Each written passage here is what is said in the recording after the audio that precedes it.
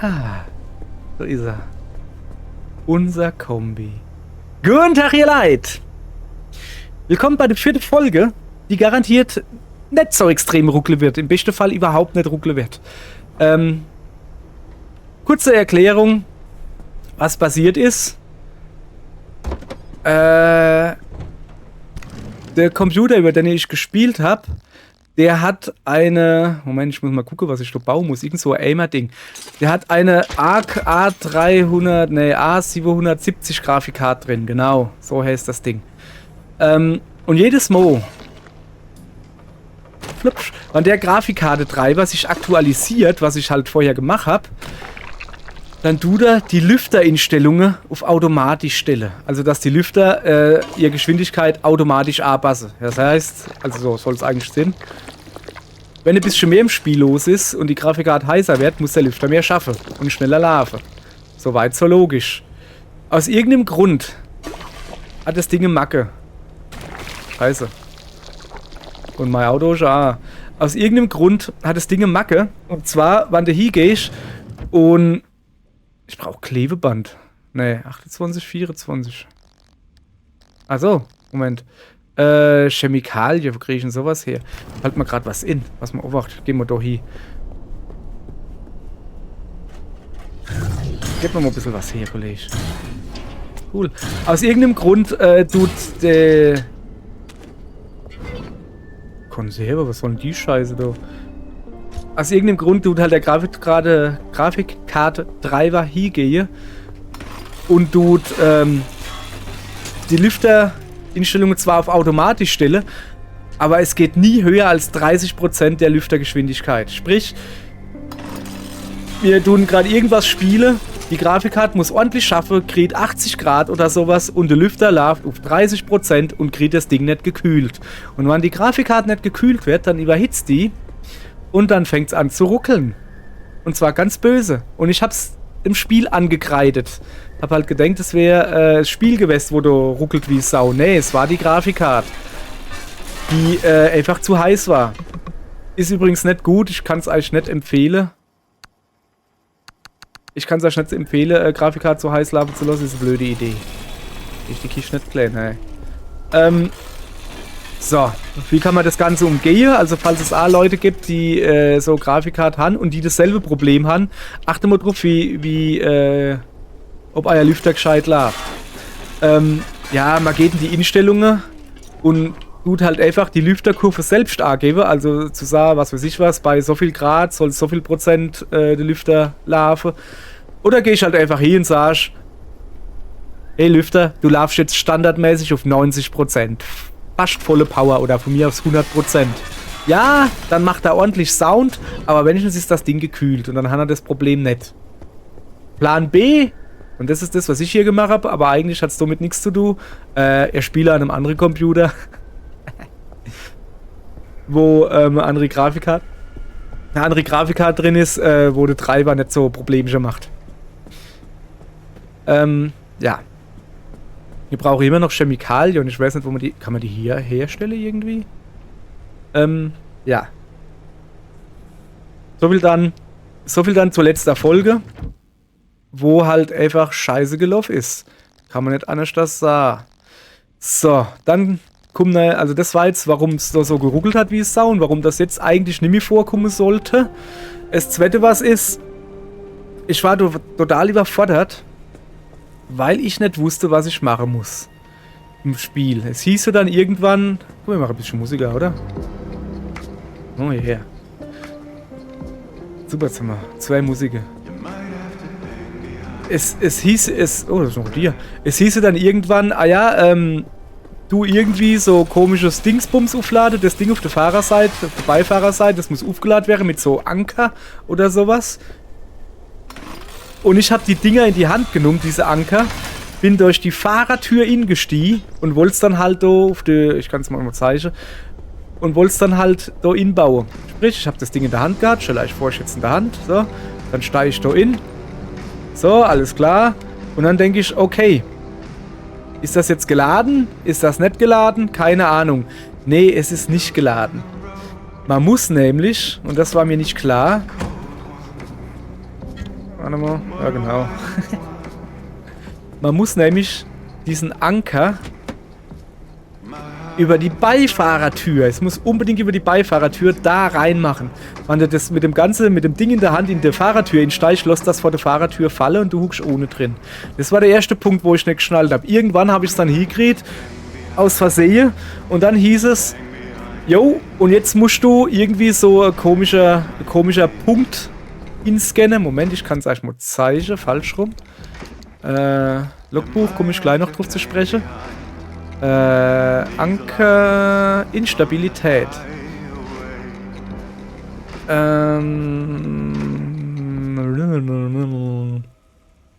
Okay, da wird es gar nicht erklärt. Dann gehen wir halt zum Anker. So, ich lese mal kurz vor. Anker enthalten riesige, unberechenbare Energiemengen. Füttere damit dein A-Gerät auf deinem Beifahrersitz, um ihre Energie zu extrahieren. Sobald das A-Gerät vollständig geladen ist, kannst du ein Portal öffnen und zur Werkstatt zurückkehren. Ah, Portal, das war das Wort, was ich gesucht habe. Wie viel Ankerenergie du benötigst, hängt von der gewählten Route ab. Solange du es durch das Portal schaffst, erhältst du die Energie zurück, die nötig war, um es zu öffnen. Die Fertigungsmaschine, mit der du Ausrüstung und andere Gegenstände herstellen kannst, benötigt ebenfalls Ankerenergie. Die haben wir noch nicht freigeschaltet. Also schnapp dir alle Anker, die du finden kannst. Du findest garantiert Verwendung für jedes bisschen Energie, das du zurückbringst. Rechts auf dem Bild zieh dir deine blöde Halbkreis, und das Ding, was vor dem blöden Halbkreis steht, das ist der Anker. Dann hast du halt da unten machen müssen, dann hat das Ding da unten irgendwo gesagt, so, also da unten links so hat es gesagt, so, es ist voll, alles klar.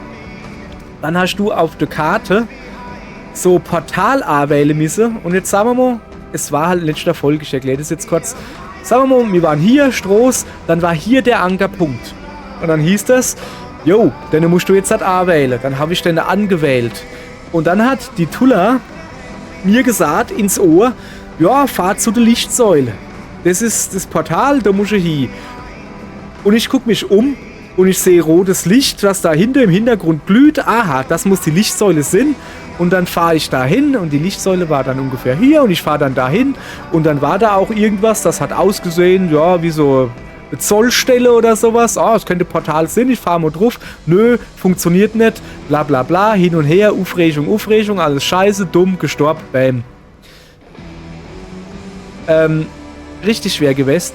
Hier unten, wo man den Anker aktiviert hat, das wäre die Lichtsäule gewesen, die groß und gelb ist, die man aber von der Stelle, wo ich gestanden habe, gar nicht sehen konnte.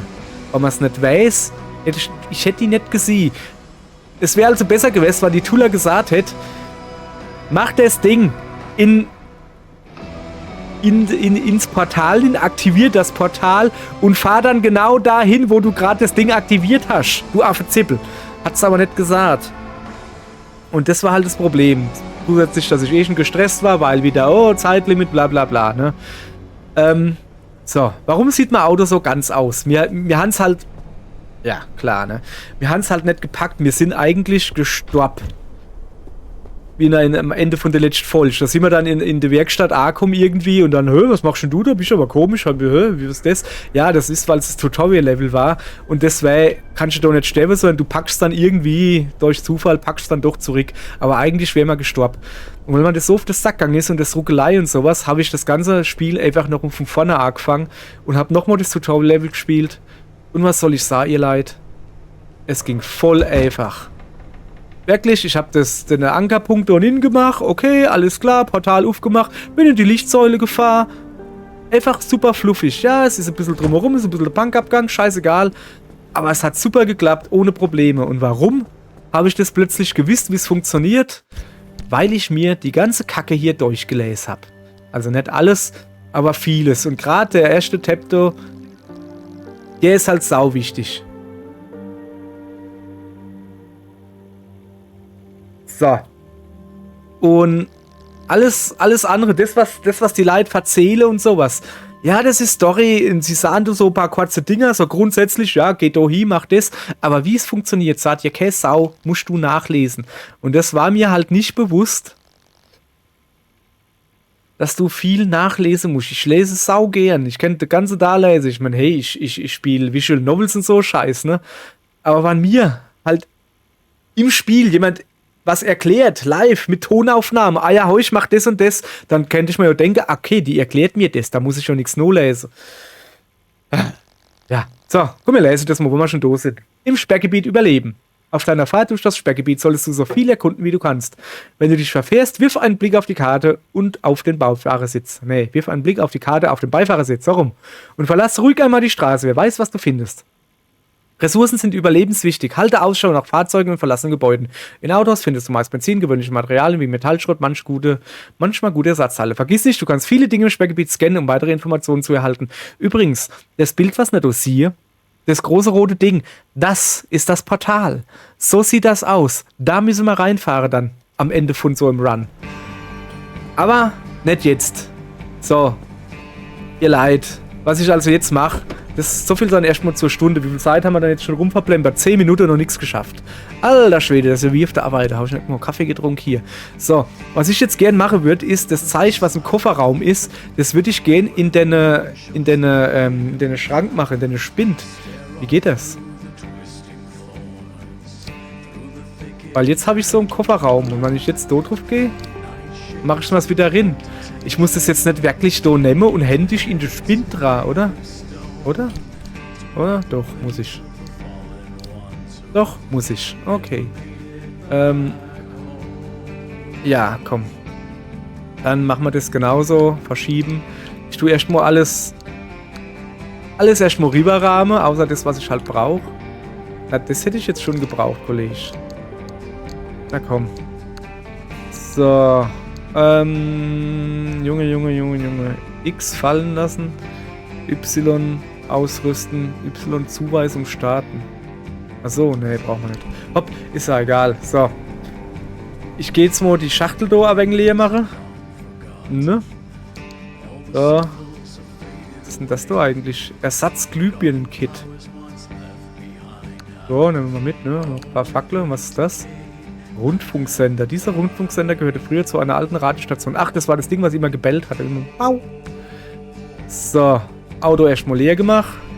Deckel zu und uns nicht auf den Deckel gehauen. Jetzt gehen wir mal vorne an den Scheinwerfer links dran. Hier alles schön scannen, ihr Leid. Wie sieht denn das aus? Scheinwerfer. Kann ich das da jetzt irgendwie... Nö. Ich habe gedacht, dass ich jetzt das Ding da irgendwie verwenden kann. Ne, das da. Schließen, Zuweisung starten. Keine Ahnung, was es ist. Ersatzglühbirnen-Kit. Ja, scheinbar um Glühbirnen zu wechseln, aber die ist noch nicht kaputt, von daher brauchen wir das nicht. So, wir scannen mal weiter. So, jetzt pass auf, wir machen mal ein bisschen storymäßig weiter. Wir dürfen nämlich hier die Dinger aufbrechen, hieß es. Und zwar mit dem Hammer. Ja, dann machen wir das mal. Yeah. Irgendwas Neues habe ich freigeschaltet. Baue eine Antenne mit der Fertigungsmaschine im Hinterzimmer zusammen. Erst einmal gehen wir an die allwissende Mülltonne. Los, komm, spuck mal was aus. Haben wir das aber nicht schon gemacht? Keine Ahnung, war nicht wirklich viel. Das Ding ist da, was ich gelernt habe oder gelesen habe oder gehört, alles über YouTube-Videos und so. Wenn ich das da kaputt mache?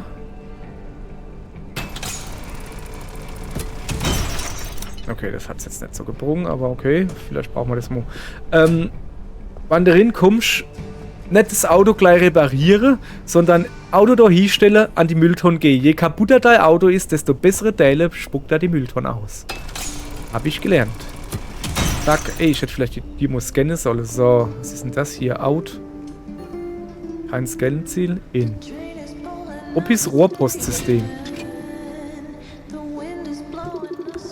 So, was ist das hier?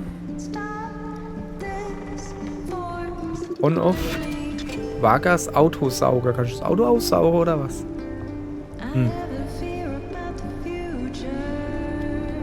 So. Wie ist denn das eigentlich? Bin ich eigentlich laut genug? Ja, schon, oder? Ich guck gerade so. So, was ist denn das da? Moment, ich scanne. Das ist die Fertigungsmaschine. Du hast doch aber bald drüber gerettet, ne? So, jetzt pass auf, ihr Leid.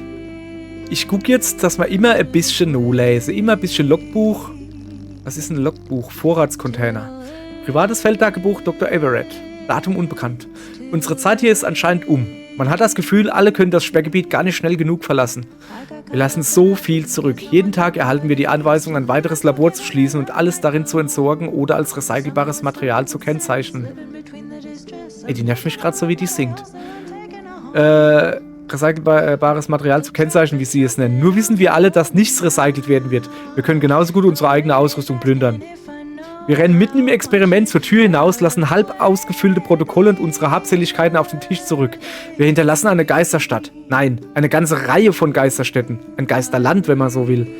Ähnlich wie in Pompeji erstarrt der Ort zu einer Momentaufnahme, so heißt es, unserer letzten Augenblicke. So, ich will eigentlich mal gucken. Ewige Stabilität. Solange sie nicht hergezogen werden, bist du hier vor Instabilitätsschwimmen sicher. Ach, das sind die Icons, die manchmal an den Rädern und so erscheinen. Also wann er platt ist oder so. Kann das Sinn? Oder auch nicht? Rundfunksender. Dieser Rundfunksender gehörte früher zu einer alten Radstation und wurde für den Betrieb im Sperrgebiet umgerüstet. Alter, geht mir die Musik auf den Sack. Moment. Oh, Mädel, du nervst mich gerade mit deinem Gesinge. Mach mal was anderes.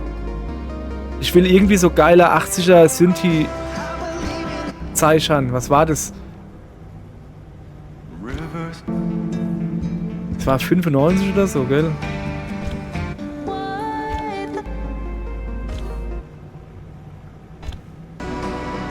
Ah. Das ist so die Standardmusik, oder? So viel Sender hat das Ding irgendwie nicht, ne? Oh, warte mal. Achso, das ist Lautstärke, ne? So. Okay, komm. Sorry, aber mir ging gerade das Gesinge auf die Nerven. Also die Art, wie sie gesungen hat, dieses Höbbele, ey, das hat mich voll aus dem Sprechrhythmus gebrungen. So, Sprechrhythmus, hier sind wir wieder.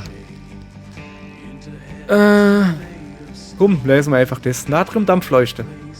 Memo ZH aller Mitarbeiter, 28. Dezember 75.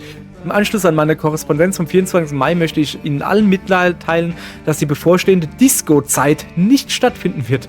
Außerdem bin ich sehr enttäuscht, alle Mitarbeiter daran erinnern zu müssen, dass die unangemessene und unbefugte Nutzung der ADA-Ausrüstung einen klaren Verstoß gegen die Unternehmensrichtlinien darstellt. Ganz abgesehen davon, dass dieses Verhalten zutiefst unprofessionell ist. Bei den Beleuchtungsanlagen, Feldern, Scheinwerfern und Trägern, die wir angefordert haben, handelt es sich um präzise kalibrierte, spezielle konstruierte, magnetisch abgeschirmte Natriumgeräte, die sowohl sehr empfindlich als auch extrem teuer sind. Die wurden speziell für den Einsatz im Sperrgebiet und für den Ferneinsatz entwickelt und widerstehen Strahlung und EMP. EMP ist, glaube ich, elektromagnetischer Puls oder ein guter Katalog. Sie dürfen nicht mit farbigen Filtern, Regenbogenbannern oder taktsynchronen variablen Widerständen modifiziert werden. Ich bin ehrlich gesagt entsetzt, dass ich ein Memo wie dieses verfassen muss und wenn ich die Verantwortlichen finde, was ich tun werde, wird das ernste Konsequenzen haben. Wir sind hier im Olympic Exclusion Zone, nicht in Miami Beach. Wir haben ordentlich Party gemacht, ey. Jawohl. So. Die haben wir schon alle durch. Das sind die komischen Dingis. 9 Volt Batterie. Welcher neugierige Erfinder hat sich damit nicht schon einmal die Zunge gekitzelt? Das stimmt. Damit können die meisten kleineren Haushaltsgeräte und einige tragbare Geräte betrieben werden. So. Alter Schwede, hier gibt's ordentlich was zu gucken. Werkzeuge. Pulshammer. Erste-Hilfe-Set, Brecheisen. Mal gucken, was es hier gibt. Also ich krieg's nämlich zu. Ah, Alter. Ja, das irgendwie mit B zurück funktioniert gerade mal wieder nicht mehr. Autowartung. Ersatzglühbirnen-Kit. Ah, das wollte ich wissen, was es gut ist. Wie viele Breacher braucht man, um eine Glühbirne auszuwechseln? Wir werden es gleich herausfinden. Okay, das ist einfach das, was da halt steht, was man schon... So. Ja, wie gesagt, zu jedem Quatsch haben sie ein bisschen Text, aber der hilft da halt nicht viel weiter, wann du nicht weißt, wie es funktioniert. So, was haben wir dann? Primitive Tür. Mit ein wenig Mühe lässt sich dieses abgehalftete, schwächliche und verrostete Stück Metall öffnen und schließen. Es schützt auch vor Regen und Wind und erfüllt damit gerade so alle Anforderungen einer Tür. Dann hätte man noch die Stahltür. Dein Großvater würde eine solch robuste und zuverlässige Stahltür mit einem vertrauensvollen Lächeln tätscheln. Du darfst das natürlich auch tun, wenn du willst. Vielleicht kannst du sie auch noch für ihre solide Verarbeitung loben. Yo. Stoßstange, Reife, Beleuchtung. Was haben wir dann? Wo sind wir dann hier? Beleuchtung, primitiver Scheinwerfer. Jo. Das ist halt ein Scheinwerfer. Was haben wir dann schon noch? Verfeinern. Stahlblech. Ein breites, flaches Stück aus einem allseits bekannten, starken, leichten und robusten Metall. Ideal zur Konstruktion von Platten, Türen und anderen Karosserieteilen. Dann hätten wir noch ein Zahnrad. Wahnsinn.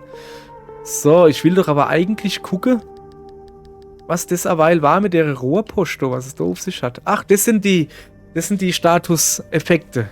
Rissig, geladen, steht buchstäblich unter Strom. Ein Stromstoß oder eine Entladung hat dieses Teil wohl vor kurzem mit einer riesigen Energiemenge aufgeladen. Mit der Zeit entlädt sie sich wieder. Aber bis dahin solltest du das Teil besser von Nässe schützeln, so rum verriegelt. Ja, so wie ein altes Schloss an der Tier oder so, haben wir halt einfach mit dem Ding platt gemacht. Wo wir gerade bei Plattmache sind, so sieht Platter Reif aus. Lockeres Rad und essentiell. Ach, das sind die Herzshadow an der Tiere und so. Ah, okay, wieder was gelernt. Da, Vargas Autosauger. Wenn man schon all diese neuen Technologien erfindet, sollte man sie auch dazu verwenden, alles etwas aufzupeppen, oder? Ein Hoch auf eine saubere Zukunft.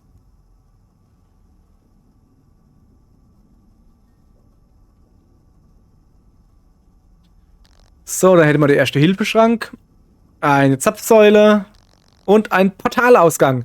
Ein echtes Wunderwerk moderner Technologie, von dem es auf der ganzen Welt bestimmt kein zweites gibt. Gibt es sonst noch jemanden, der so etwas auch nur ansatzweise verstehen, geschweige denn erschaffen könnte?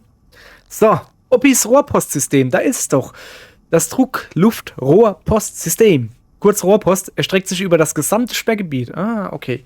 Diese technisch einfache und wartungsarme Methode zur Übermittlung von Nachrichten und Postsendungen funktioniert an vielen Orten störungsfrei, wo moderne Alternativen schnell den Geist aufgaben. Dann hätten wir noch einen hilfreicher Müllcontainer. Wenn du je in einer Klemme steckst, schau hier vorbei. Sperrgebiet entreißt einem viel, aber manchmal ist es auch spendabel. Eine Einparkhilfe, der Routeplaner, das ist noch hier, also so, ne? Eigentlich brauche ich das nicht immer durchzulesen. Okay, das schon. Die Fertigungsmaschine. Hier passiert die echte Mechanikerarbeit. Die Fertigungsmaschine bringt eine Vielzahl an neuen, freischaltbaren Technologien, mit denen du sowohl deine Werkstatt als auch dein Auto aufbessern kannst. Und ein Spind. Hast du dein Auto bis unter das Dach mit Gerümpel vollgestopft, dann entrümple es, organisiere und sortiere all deine Schätze und lagere sie ein. Ach, wie schön. So, das wollte ich eigentlich nur wissen. So, was haben wir dann hier Feines? Keine Ahnung. Ach, das sind die Soundfiles, die man gefunden hat. Ich weiß nur nicht genau, wie man sie aktiviert. Da steht halt Y, ne? Aber wenn ich hier halt Y drücke, passiert halt gar nichts. Vielleicht, wenn ich rausgehe. Ah, es geht schon wieder. Guck. Oh, ich drücke B und ich komme aber nicht raus. Was steht da? Baue die Antenne. Ja, danke. Achso, das... Ja. Da muss ich da oben drauf drücken, dass das wieder zugeht. Nö. X, Y. Es ist Wahnsinn. Ich komme hier gerade nicht raus. So. Ah, okay. So funktioniert das.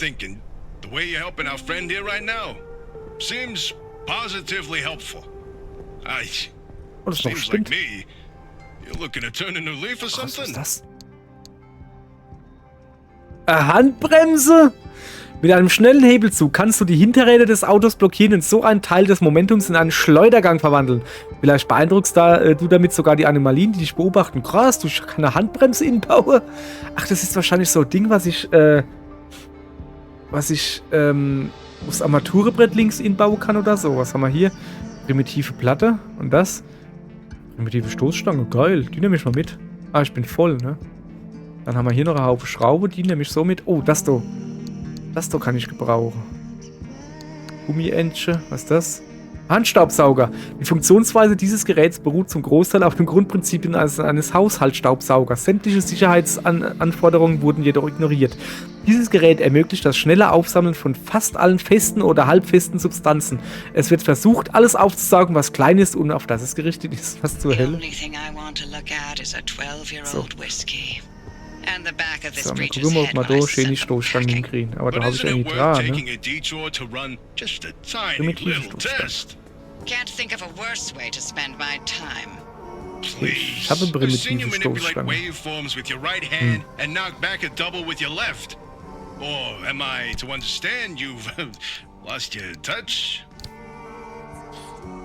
So, Dudo.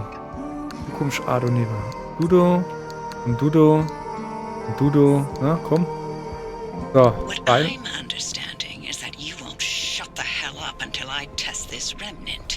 Ups. Also die Hirn aufzulabere, sobald ich im Spind bin. Wo ist denn jetzt die Stoßstange? Komm mal her, du kommst jetzt so wieder hin. Dafür nehme ich aber das da für mich. Und das da und das da.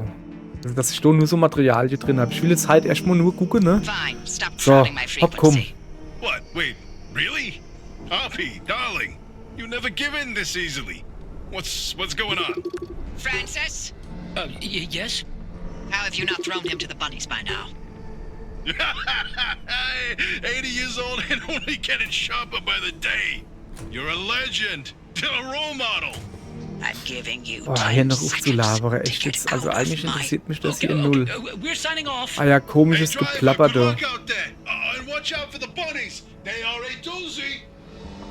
Sorry, aber ja, mag zur Story beitragen, aber irgendwie ist das halt wirklich so unnötiges Quatschi. So. Okay. Ah, guck mal da, kann ich jetzt irgendwie... Ja, ist vielleicht out, in. Aber ich habe nichts zum den... Ich bin mir nicht ganz sicher, was ich damit machen soll. Aber wir müssen auf alle Fälle mal da hier. Das gucken wir uns mal an. So. Ach, guck mal da. Oh, geil! Das ist mein Level-Up-Farm quasi. Scannerantenne für das Sperrgebiet. Ah, die habe ich gebaut, ja. Dieses Gerät, zusammengebastelt aus geplünderten Ersatzteilen und Ausrüstung aus Oppis Tresorraum, sucht das Sperrgebiet nach Inseln der Stabilität ab. Mann, Mann, Mann. Samo. Alter, was ist denn da los? Echt jetzt? Mach die Scheiße hier aus. Junge, jaul die mir ins Ohr. Ich höre über meine eigenen Gedanken nicht. So. Noch einmal. Zoomen kann ich ja. Das war nicht gezoomt. Also, draufdrücke. Ah. Was haben wir dann doch Feines? Okay, also, ja, ich habe das noch gar nicht gebaut, ne? Ich muss das noch bauen. Zeig mal her. Da brauche ich stabile Energie. 2 KLIM. Ne, Ns brauche ich und 2 habe ich. Aha. Und einen Rundfunksender, den habe ich. Plasma, ein Haufe und Metallschrott. Also bauen wir das Ding jetzt, indem ich A drücke. Okay. Installationskit.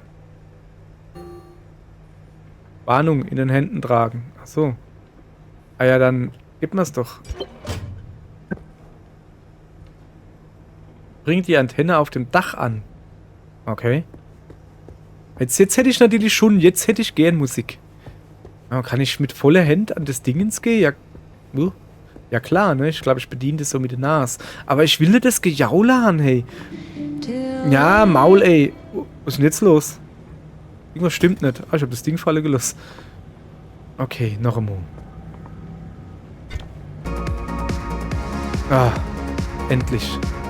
Ah, hopp, komm her.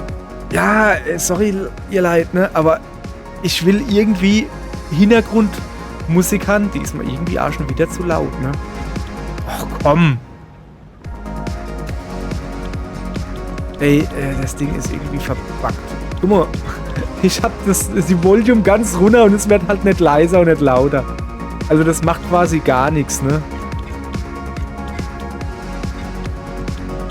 Naja, außer... Hopp. Dann ist es halt so, dann haben wir halt ein bisschen komisches Techno-Zeichen. Ja, war ich noch gar nicht drin. So, machen wir die Tür auf. So, da konnte man ums Rennen schon wieder, guck. Da konnte man drauf gehen aufs Dach, das weiß ich. So, die muss ich jetzt irgendwo... Springen Sie mal da oben an. So. Kann ich dich so scannen? Nee.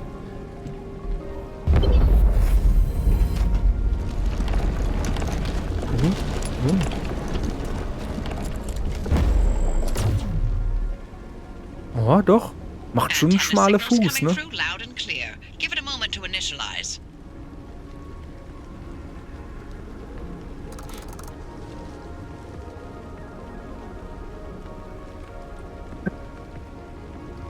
Bau die Handbremse ein. Achso. Guck mal, ja, halt richtig vorwärts. So, pass mal auf. Zuerst mal will ich aber die Dose. Warum habe ich denn die Dose im Inventar? Kann man das mal jemand sagen? Es reimt sich sogar. Es wird immer schlimmer hier. Waren schon 3 Reime auf einmal. Das geht nun wirklich nicht. Wie komme ich denn jetzt? Dann nimm doch lieber... Ach komm. Ach komm, hätt mich halt hin herum. Da, guck. Konserve ausgerüstet. Oh ja, ich könnte sie einfach mal nehmen, ne? Kann man doch bestimmt essen und macht ein bisschen Energie. Ja, tatsächlich. Ich hab... eigentlich ist das voll dumm, ne? Da innen habe ich, einen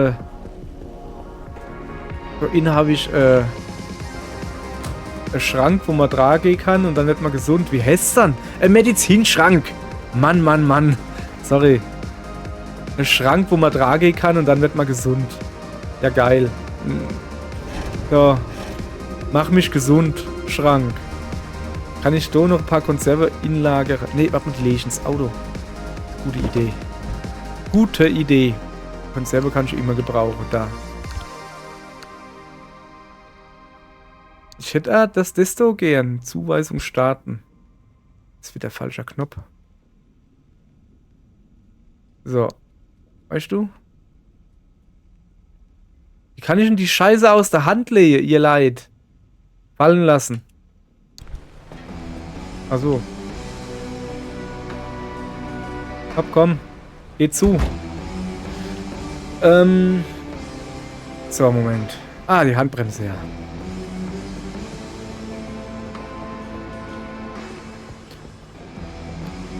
So, dann holen wir mal die Handbremse aus dem Schrank. Eine improvisierte Bandage. Achso, das Erste-Hilfe-Set. Ich will kein Erste-Hilfe-Set. Wo ist denn das jetzt her? Achso. Okay. Bau die Handbremse im Motorraum ein. Wieso? Ja. Oh, hier. Okay. Zack. Make sure to empty your trunk before heading back out. You'll need the space. Okay, danke. Suche im Müllcontainer nach etwas, das dir beim Ausladen des Kofferraums hilft. Ist da jetzt eine Freundin drin?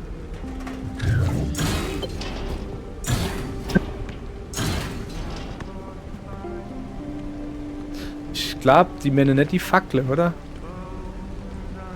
Sondern das hier. Ein Transportkoffer. And we're patched. Everything's in working shape, more or less. I've hooked up the antenna to the route planner. Give it a look after you're done peeping through my garage. Finde einen Weg in die Stadt. Ja, ja. Okay, was ist denn das da eigentlich? Transportkoffer leer. Kann ich das dann hinstellen? Ist das vielleicht besser wie die Schachtel oder so? Kann ich den Transportkoffer... Ey, der Transportkoffer ist riesig. Okay, der ist schon ziemlich geil. Okay, was macht der Transportkoffer? Keine Ahnung. Dafür... haben wir hier irgendwo... Komm, ich lese mal vor, was da steht. Privates Feldtagebuch Dr. A. F. Kingi, Datum unbekannt. Während wir weiter nach praktikablen Energielösungen für die zunehmend instabile Umgebung des Sperrgebiets suchen, haben wir begonnen, die ersten tragbaren Plasma-Eindämmungsgeräte zu testen. In einem Gebiet, das von Strahlung, Instabilität, elektromagnetischen Störungen und vielen noch unerklärlichen Phänomenen geplagt ist, hat sich jede Infrastruktur, die für die Energieübertragung geschaffen wurde, als nahezu nutzlos erwiesen. Daher haben wir das Potenzial von geladenen und sogar magnetisiertem Plasma untersucht und sowohl die leitenden als auch die kapazitiven Eigenschaften unserer gesicherten Proben untersucht. Plasma wäre wahrscheinlich viel effizienter als Diesel und Benzin, welche wir bisher von Ort zu Ort schleppen mussten. Wenn man den neuesten Forschungsergebnissen des LIM-Technologieteams Glauben schenken darf, könnten wir bald einen Weg finden, es genauso mobil zu machen. Zurzeit warten wir auf Neuigkeiten von Dr. Acid, die ihren Bericht über Birkelandströme fertigstellt. Was sind denn Birkelandströme? Diese Art der Leitung möchte, dass wir diese Technologie so schnell wie möglich im Feld testen, aber wir glauben nicht, dass sie schon bereit dafür ist. Wie immer versuchen sie einfach, die Forschung zu beschleunigen und Geld zu sparen. So. Fahrgutschrank. Ich weiß, dass es nervt, alles wegzuschließen, und ich weiß, dass wir allen unseren Mitarbeitern nicht nur Schlüssel aushändigen müssen, sondern auch die richtigen Schlüsselsätze, und dass wir diese Schlüssel dann wieder einsammeln und neu ausgeben müssen, wenn wir Mitarbeiter ausgetauscht oder versetzt werden. Aber bitte bedenke auch die schiere Menge an Materialien und Ressourcen, die in den letzten Monaten verschwunden sind. Seltene Substanzen und ätzende Chemikalien sind verschwunden. Verbindungen und Katalysatoren haben sich in Luft aufgelöst. Und sogar ein ganzer Schrank wurde aus einem Büro gestohlen und von einem dieser, weißt schon, weggeschleppt. Ah, Den Führer wahrscheinlich. Und da diese Materialien so teuer und überlebenswichtig und manchmal auch Staatsgeheimnisse sind, sollten wir lieber anfangen, mehr Zeug wegzuschließen. Verstanden? So, verlassen das Auto. Wir lesen jetzt die einfach alle 4 und dann haben wir es so durch, ne? Blablabla. Ich schätze, es ist für alle mittlerweile offensichtlich. Alle Fahrzeuge, nun ja, eigentlich alle Dinge aus Metall, die sich bewegen, scheinen die Aufmerksamkeit vieler Anomalien auf sich zu ziehen. Sie jagen sie. Sie greifen sie aus irgendeinem Grund an. Sie nehmen sie auseinander. Flugzeuge sind vielleicht zu schnell. Helikopter wahrscheinlich nicht lange genug hier. Deshalb stehen Autos wohl im Mittelpunkt. Dieser Ort und die hiesige Tierwelt lieben Autos. Wie bitte? In Ordnung. Tierwelt ist das falsche Wort. Was? Warum? Es soll keine Sympathie kreieren? Ich wiederhole doch nur, was andere sagen.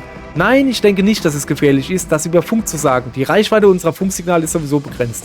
Es ist, als würde man versuchen, durch Sirup zu senden. Selbst auf einem Berggipfel hat man keinen Empfang. Vertrau mir, außerhalb des Sperrgebiets hört uns niemand. In Ordnung, schon gut.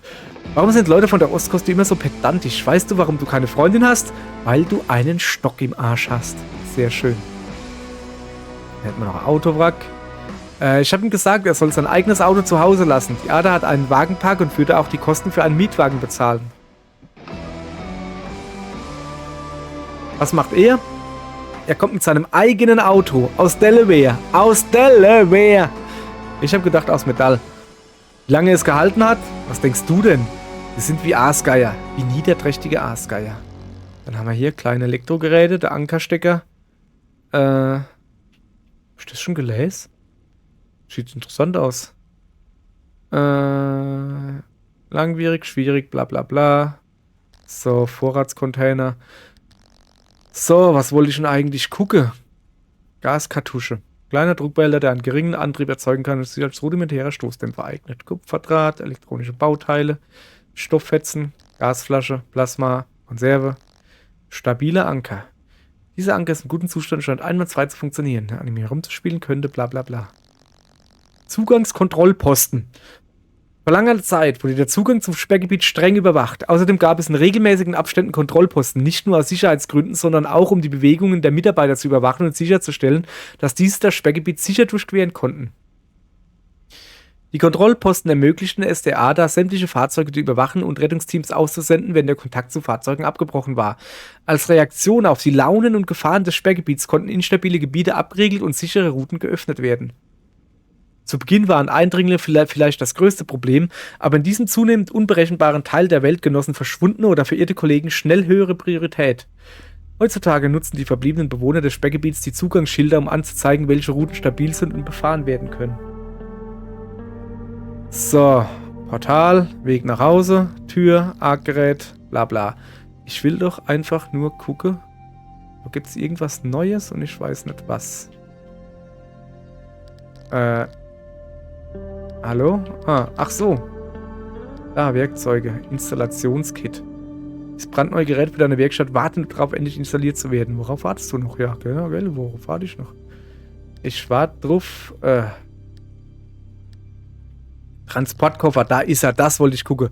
Nach langen Ausflügen tief ins Sperrgebiet willst du natürlich nicht alles einzeln in die Werkstatt schleppen müssen. Ach so! Mit diesem kleinen Hilfsmittel kannst du alle gefundenen Ressourcen und Gegenstände problemlos in die Werkstatt transportieren. Ey! Wahnsinn. Eine Scannantenne für das Sperrgebiet. Dieses Gerät, zusammengebastelt aus geplünderten Ersatzteilen und Ausrüstung aus Oppis Tresorraum, sucht das Sperrgebiet nach Inseln der Stabilität ab. Hohoho. So. Ich wollte doch nur wissen, für was der Koffer da ist. Ja, der ist genau für das. So, kann ich denn da oben drauf stellen? So, irgendwie. Trigger.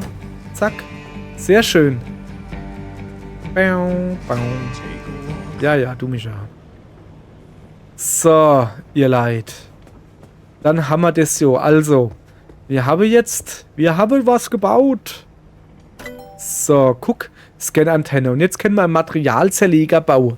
So wie es aussieht. Wir haben zumindest alle Teile. Der Materiezerleger ist ein energieeffizientes, kostengünstiges und wahrscheinlich sogar ethisch unbedenkliches Gerät, mit dem du Autoteile in Sekundenschnelle recyceln kannst. Achte nur darauf, nicht mit der Hand in die Suspensionsmatrix zu geraten. Dann würde ich sagen, dann bauen wir das. Das müssen wir ja bauen. Wo ist es? Da. Ach so, tun wir dann unser Base aufmotzen, tun wir so.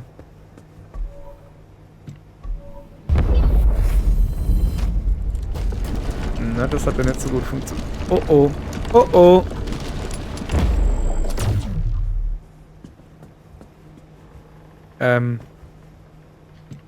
Komm du mal besser her. Ich hab so das Gefühl, du stehst hier irgendwie besser. Oder leicht auch besser. So, das ist ein Materiezerleger. Also da soll ich die Hand drin strecken, hat er gesagt, gell? Also man macht da wahrscheinlich Sachen drin, wie zum Beispiel überschüssige Stoßstange und sowas, ne? Und dann kriegt man ohne Einzelteile raus. Okay. Soweit habe ich das, glaube ich, verstanden. Komm mal her, kann man das irgendwo hinstellen, wo es besser aussieht? So zum Beispiel. Bumm. Ja. So. Das haben wir gebaut. Wunderbar. Ja, noch scannen. Wenn es schon mal da ist, ne? Wird es auch natürlich gleich gescannt. Zack. So. Was ist eigentlich meine Fahrradcheckliste? Scheinwerfer in guten Zustand machen, Platten, Türen und Stoßstangen installieren, Auto reparieren und dann Überlebenswerkzeuge. Stadthilfe, Fackel, bla bla bla. Einklappen. Mal das jetzt jeden einklappen. Das ist eine Fackel. Einklappen? Knopf gedrückt halten? Ah, okay. Ah. Schön, haben wir wieder was gelernt. Cool. So. Aber das hier interessiert mich erstmal mehr. Und zwar, was wir als nächstes bauen. Warte mal, irgendwie konnte man zoomen. Genau. Was haben wir da noch? Also mir könnte jetzt alles, was hier gelb ist, bauen. Was haben wir dann Feines? Größerer Spind, Ausrüstungsmaschine. Natürlich ist es wichtig, dein Auto aufzumutzen, aber du solltest auch ein paar Ressourcen aus dem Sperrgebiet drauf verwenden, dir selbst etwas zu gönnen. Los, du hast es verdient.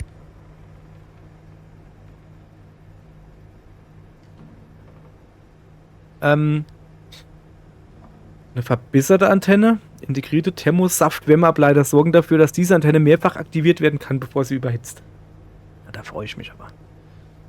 Materie-Regenerator. Dank raffinierter LIM-Technologie und einer fortschrittlichen spektromechanischen Akustikanlage kannst du an dieser Station bei Ausflügen ins Sperrgebiet Autoteile reparieren.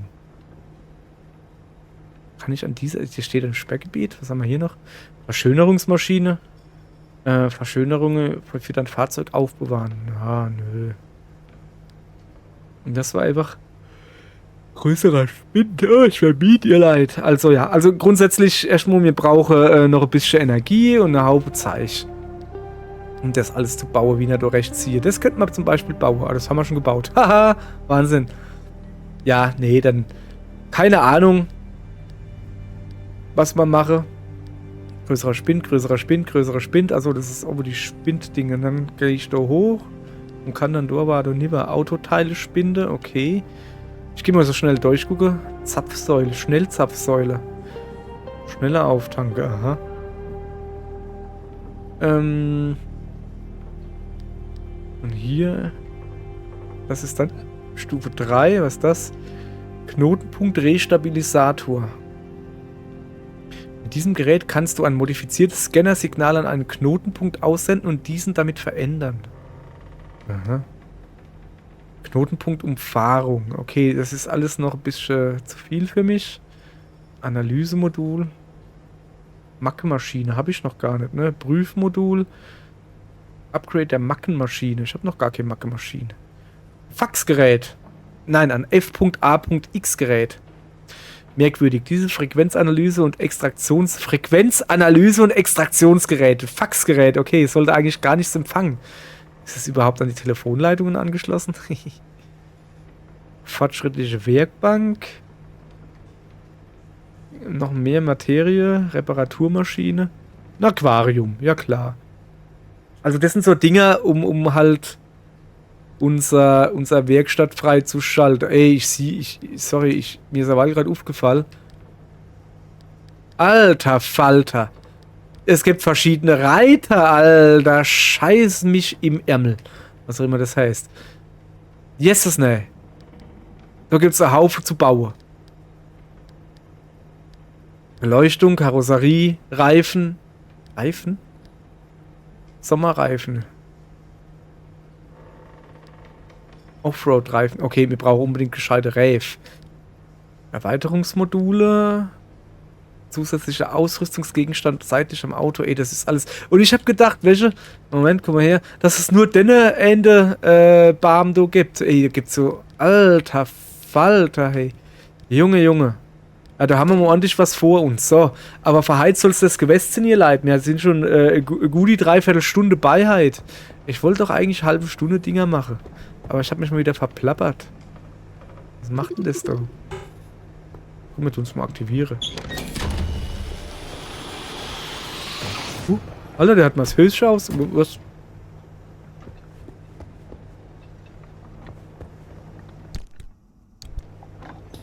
Ach, der hat mal jetzt mal... der hat mal irgendwie meinen Koffer beigeschleift. Beigezogen. Der hat eine beigezogen, hast du nicht gesehen, ne? Na, dann stellen wir jetzt halt wieder da hier. Hopp, auf. Zack. So. Ernsthaft jetzt. Verheizt soll es das Gewässt sein. Ich gehe noch zumindest mal auftanken. Und dann war es das aber... Ich brauche nicht zu tanken.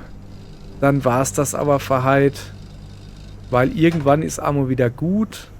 Ich will da noch rumgucken und alles und... Ach ja. Ja, ihr Leid, es gibt was Längeres, kann ich euch jetzt schon sagen, weil, ey, guck mal, wenn ich schon eine Stunde brauche, um überhaupt aus der Werkstatt rauszukommen und ich habe nichts repariert oder so, außer da ein bisschen Batsch drauf geschmissen. Wahnsinn. Ja. Ach, pass auf, wacht. Nö. Ich habe noch einen guten Tipp für euch. Der ist dann aber fürs nächste Mal. Ha, ich muss ja die Spannung hier aufrechterhalten. Dann sage ich mal, hopp. Servus. Was zugucken. Und danke. Bis zum nächsten Mal. Das hat jetzt irgendwie keinen Sinn ergeben. Hopp. Tschüss. Bis morgen. Ja.